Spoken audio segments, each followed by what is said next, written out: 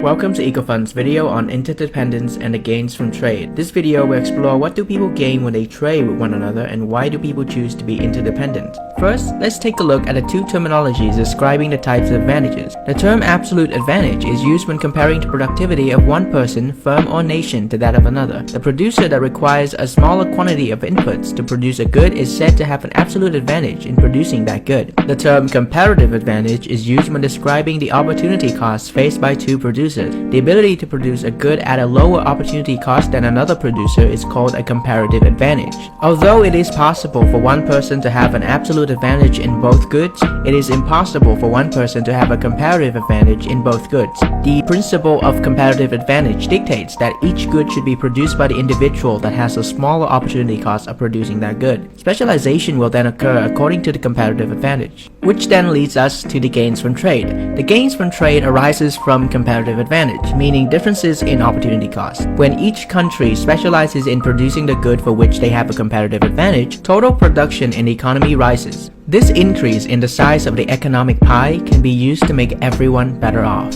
In summary, there are several things to note. Interdependence and trade are desirable, since it allows everyone to enjoy a greater quantity and variety of goods and services. Comparative advantage means being able to produce a good at a lower opportunity cost, and absolute advantage means being able to produce a good with fewer inputs. The gains from trade are based on comparative advantage, not absolute advantage. Trade makes everyone better off. It allows people to specialize in those activities in which they have a comparative advantage. The principle of comparative advantage applies to countries as well as to people. Economists use the principle of comparative advantage to advocate free trade among countries. That is all for this video. Thanks for watching.